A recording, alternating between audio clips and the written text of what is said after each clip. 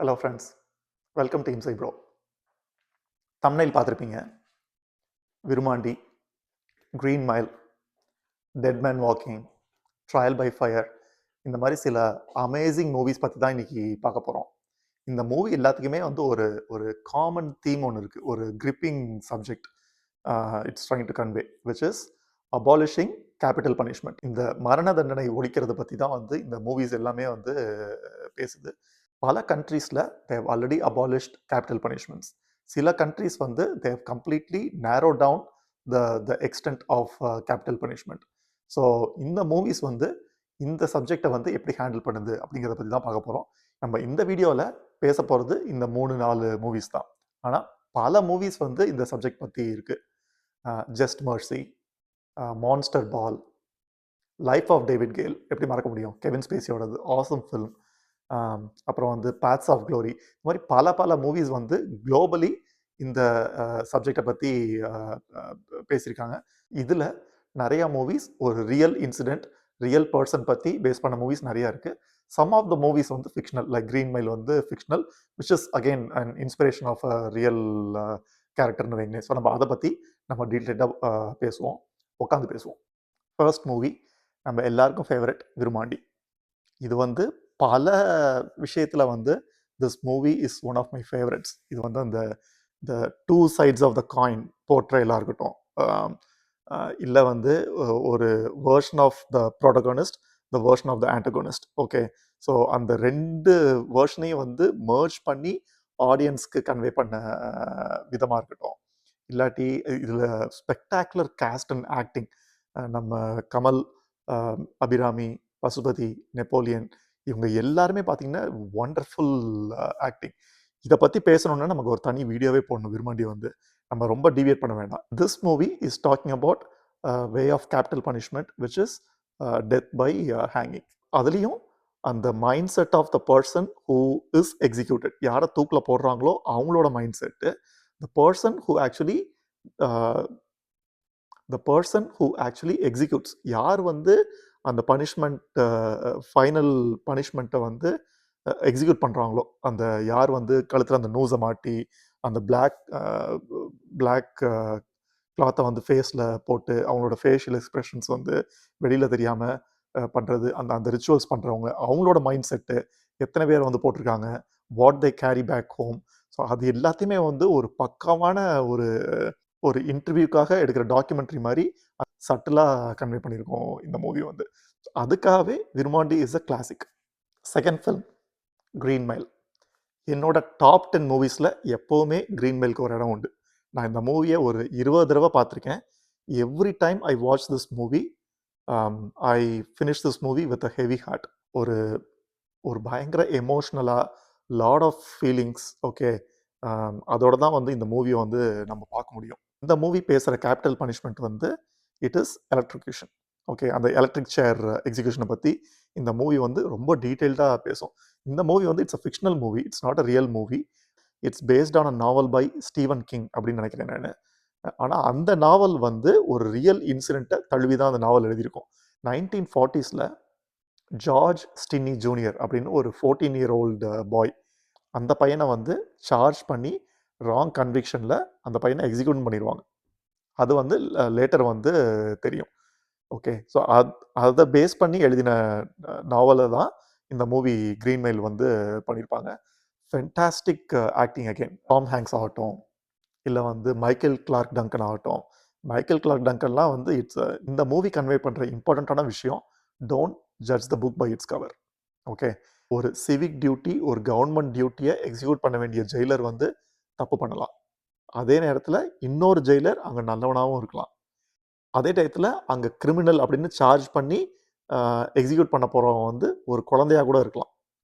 குழந்தைன்னா ஒரு குழந்தை மனசோட, மைக்கேல் கிளார்க் டங்கன் மாதிரி பார்க்க வந்து he'll be so big, so gigantic, right? But ஆனால் உள்ளூரை வந்து இஸ் அ பேபி, எல்லாத்துக்கும் பயப்படுவார், அவ்வளோ ஒரு குழந்தை மனசு. அவரையுமே அந்த டெத் ரோ வந்து என்ன பண்ணுது அப்படின்னு. So every one who goes through that death row for execution and the person who executes them, okay, அவங்க ரெண்டு பேரோட மைண்ட் செட்டையும் வந்து அவ்வளோ ஆழமாக, அவ்வளோ டீட்டெயில்டாக எமோஷனலோட இந்த மூவி வந்து போர்ட்ரேட் பண்ணியிருக்கோம். இன்னைக்கு மட்டும் இல்ல, என்னைக்குமே என்னோட டாப் 10ல வந்து கிரீன் மைலுக்கு ஒரு இடம் உண்டு. ஓகே. 3 மூவி இன்னைக்கு பார்க்க போறது. அது ட்ரையல் பை ஃபயரா இருக்கலாம்.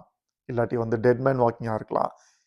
இந்த மூவிஸ் எல்லாமே death by lethal injection which is the most prevalent way to execute capital punishment in US today.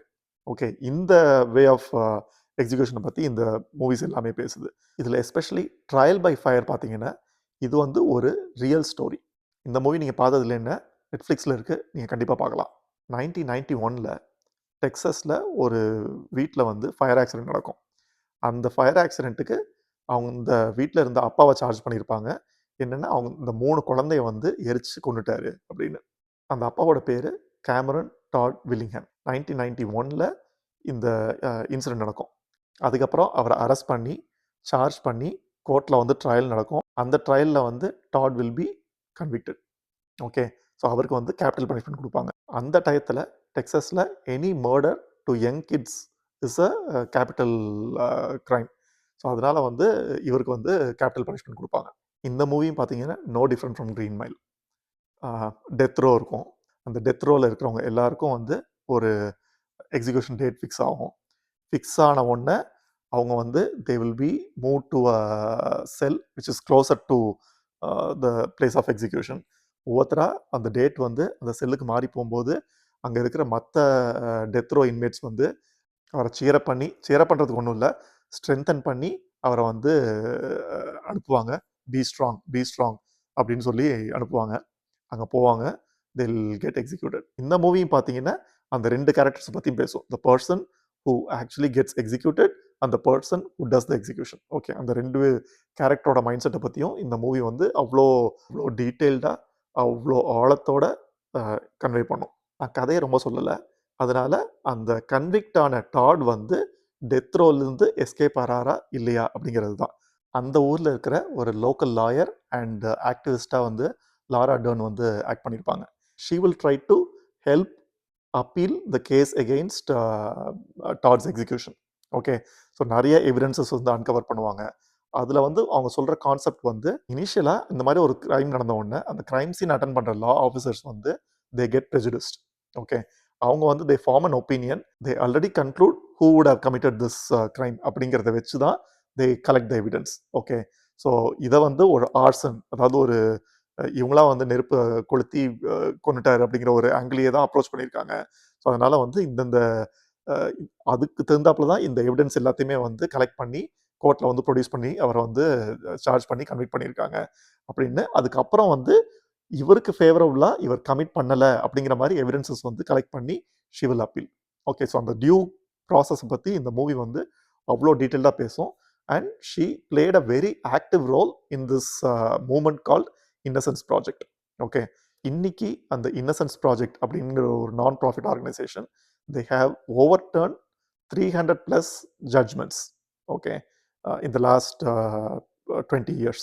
இதே மாதிரி தான் டெட் மேன் வாக்கிங் ஸ்டோரியும்.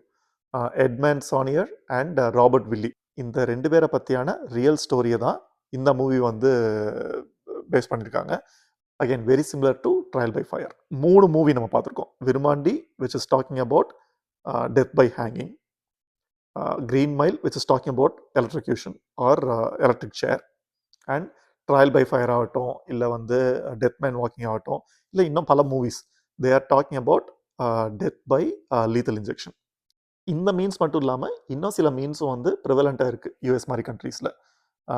நம்ம ஹாலோகாஸ்டில் வந்து யூஸ் பண்ண கேஸ் சேம்பர் மாதிரி இங்கேயும் வந்து லீத்தல் கேஸ்னு ஒரு மீன்ஸ் ஆஃப் எக்ஸிக்யூஷன் இருக்குது. இன்னமும் யூஎஸில் வந்து 2-3 ஸ்டேட்ஸில் they allow death by lethal gas.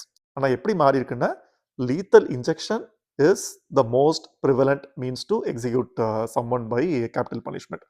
ஆனால் there are some local laws and other things which says sometimes the person who gets executed they may make a choice, or for some reason if lethal injection is not an option they can choose other options. அந்த ஆப்ஷனில் வந்து இந்த lethal கேஸும் இருக்குது. ஆனால் lethal case வந்து it's a most controversial way to execute someone. ஏன்னா ஒரு க்ளோஸ்ட் ரூமில் வந்து சயனைட் ஆர் நைட்ரஜன் கேஸை பாஸ் பண்ணி உங்களோட பாடி வந்து ஆக்சிஜன் இல்லாமல் it has to choke to death. Okay. So it's a time consuming process. It's a brutal inhuman ப்ராசஸ்ன்னு சொல்லிட்டு நெறைய பேர் வந்து they have completely remove this. ஏன்னா this is no different from what happen in Holocaust. Okay. So அதனாலேயே வந்து இந்த option வந்து ரொம்ப ப்ரிவலண்ட்டா இல்ல. பட் ஸ்டில் 2 ஆர் 3 ஸ்டேட்ஸ் வந்து தே தே ஹேவ் திஸ் ஆப்ஷன். எனக்கு தெரிஞ்சு இன்னொரு மீன்ஸ் ஆஃப் கேபிட்டல் பனிஷ்மெண்ட்டும் இருக்கு. Which is firing squad. இது வந்து நம்ம இன்க்ளோரியஸ் பாஸ்டர்ட்ஸ்ல பார்த்த மாரி, வார் கிரைம்ஸ்ல வந்து இது ரொம்ப காமன் மெத்தட். ஒரு வார் கேப்டிவ வந்து ஒரு ஒரு குரூப் ஆஃப் பீப்பிள் வந்து தேல் aim at him and shoot him. Okay. ஆனா இத வந்து ஒரு கேபிட்டல் பனிஷ்மென்ட் மீன்ஸாவும் வந்து 2 ஆர் 3 ஸ்டேட்ஸ்ல வந்து இது இன்னும் யூஸ் பண்ணிட்டு இருக்காங்க. But again as a secondary means after lethal injection method is not an option அந்த மாரி. இப்போ இந்த மீன்ஸ் ஆஃப் எக்ஸிகியூஷன் விட்டுட்டு நம்ம கோர் ஆஃப் கேபிட்டல் பனிஷ்மெண்ட்டுக்கு வந்துருவோம். கனடா மாரி, ஆஸ்திரேலியா மாரி, இன்ஃபேக்ட் மோஸ்ட் ஆஃப் யூரோப்ல இந்த கேபிட்டல் பனிஷ்மெண்ட்டை வந்து கம்ப்ளீட்லி அபாலிஷ் பண்ணிட்டாங்க. யுஎஸ்ஏலையுமே 23, 25 ஸ்டேட்ஸ்ல வந்து this has been abolished. Okay. ஆனால் இன்னும் ஒரு 25, 27 ஸ்டேட்ஸ்ல வந்து capital punishment still is legal. இன்னமும் யுஎஸ்ஏல ஃபெடரல் கோர்ட் ஆஃப் ஜஸ்டிஸில் வந்து they still allow capital punishments for certain crimes. Crimes related to national security or aggravated murder, kidnap and murder, or airline hijacking, இந்த மாதிரி சில ஆஸ்பெக்ட்ஸுக்கு வந்து they are selectively choosing capital punishment. But 20-25 years back the amount of capital punishments யூஎஸ்ல இருந்ததுக்கும் இப்போக்கும் பார்த்தீங்கன்னா டிராஸ்டிக்காக கம்மியாக இருக்குது. ஒரு 20 years பேக் வந்து பெர் இயர் வந்து அபவுட் 100 கேபிட்டல் பனிஷ்மெண்ட்ஸ் எக்ஸிக்யூட் பண்ணிட்டு இருந்தாங்க. ஒரு லாஸ்ட் 15 to 20 years பார்த்தீங்கன்னா ஒரு 15 to 20 அப்படின்னு குறைஞ்சிருக்கு. இந்தியா மாதிரி கண்ட்ரீஸில் பார்த்தீங்கன்னா கேபிட்டல் பனிஷ்மெண்ட் வந்து கம்ப்ளீட்லி அபாலிஷ் ஆகலை. But they are executing capital punishments only for the rarest of rare crimes. எனக்கு தெரிஞ்சு இந்தியாவில் the last capital punishment awarded was இந்த நிர்பயா கேஸில் இருந்த கான்விக்ஸ். இதுக்கு முன்னாடி வந்து அப்சல் குரு பண்ணாங்கன்னு நினைக்கிறேன் நான். இந்த மாதிரி ரேரஸ்ட் ஆஃப் ரேர் கிரைம்ஸ்க்கு மட்டும்தான் India is using capital punishment. Middle East கண்ட்ரீஸில் பார்த்தீங்கன்னா capital punishment is more frequent. நிறைய countries in fact Saudi Arabia, Iran, Iraq, Egypt, இந்த மாதிரி கண்ட்ரீஸில் வந்து இந்த capital punishment is quite common. So இந்த கண்ட்ரீஸ்லாம் பார்த்தீங்கன்னா ட்ரக் டிராஃபிக்கிங், ரிலீஜியஸ் கிரைம்ஸ், இந்த மாதிரி கிரைம்ஸ்க்கு வந்து they are using capital punishment. அதே நேரத்தில் இஸ்ரேல், டர்க்கி மாதிரி கண்ட்ரீஸ் வந்து they have also completely abolished capital punishment. So இந்த கேபிட்டல் பனிஷ்மெண்ட்ஸ்க்கு நிறைய எத்திக்கல் ப்ராக்டிக்கல் ரீசன்ஸ்னால இந்த human right activists and support organisations they have voiced concern about this. இதனால வந்து கேபிட்டல் பனிஷ்மெண்ட்ஸ் நிறையா குறைஞ்சிருக்கு. நிறையா கண்ட்ரியில் வந்து கம்ப்ளீட்லி அபாலிஷன் பண்ணிட்டாங்க. ஏன்னா நிறைய பேர் சொல்கிறது இந்த death penalty is a violation of fundamental right to life and dignity. And second reason, இந்த நிறையா மூவிஸ் வந்து அதை பற்றி தான் பேசுது, which is there is a risk of wrongful conviction. Okay.